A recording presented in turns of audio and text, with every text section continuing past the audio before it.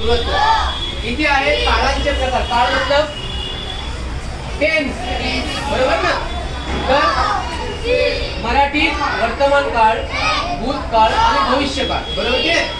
आता इथे अपूर्ण वर्तमान काळ आहे, त्याचे पूर्ण वर्तमान काळाचे 3 प्रकार, चालू, पूर्ण आणि अपूर्ण झाले। चालू, अपूर्ण आणि पूर्ण असं आहे ते।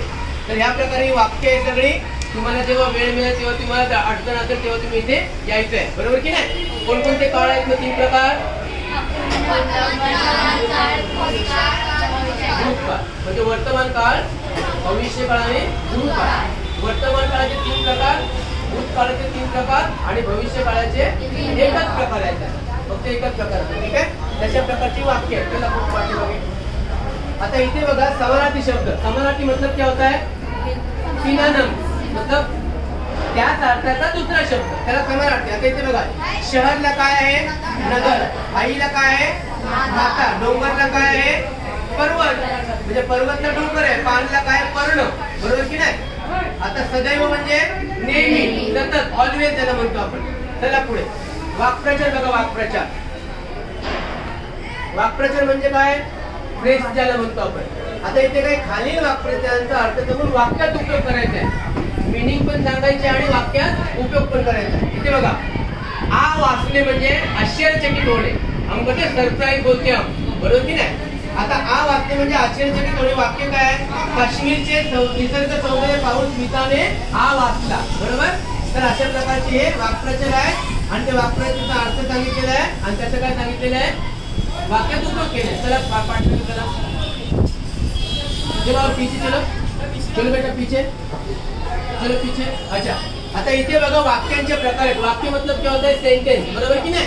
आता वाक्यांचे प्रकार किती आहेत? विधानार्थी वाक्य, प्रश्नार्थी वाक्य, उद्गारार्थी वाक्य आणि आज्ञार्थी वाक्य। आता विधानार्थी वाक्य काय? ज्या वाक्यात केवळ एखादे विधान केलेले असते त्या वाक्यात काय म्हणतात? विधानार्थी। हा, बरोबर की नाही? आता वाक्य कोण वाचेल ते? हे बघा उदाहरणार्थ काय दिले? हा, मी दररोज शाळेत जातो, बरोबर की नाही? आता प्रश्न दिला काय म्हटलंय? तुझ्या शाळेचे नाव काय आहे? प्रश्न विचारलाय, बरोबर की नाही? आता बघा ज्या वाक्यात प्रश्न विचारला जातो त्या वाक्यात काय म्हणतात? बरोबर।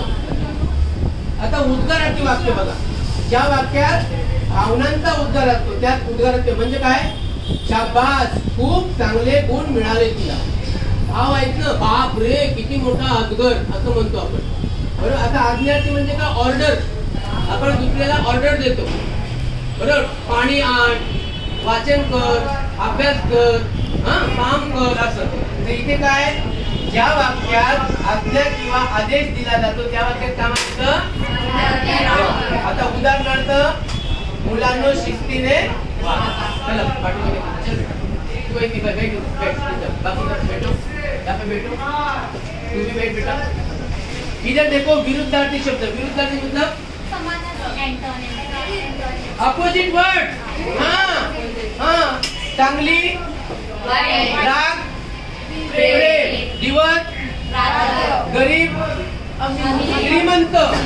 हिंदी नाही शिकत आपण।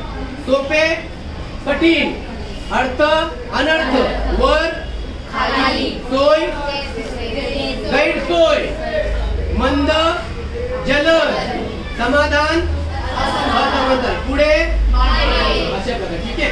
आता दुसरे काही व्याकरण वेगळं, लेखन नियमानुसार लेखन करा, म्हणजे याच्यात 4 शब्द दिलेले आहेत तुम्हाला। एक शब्द बरोबर आहे, कळलं तुम्हाला?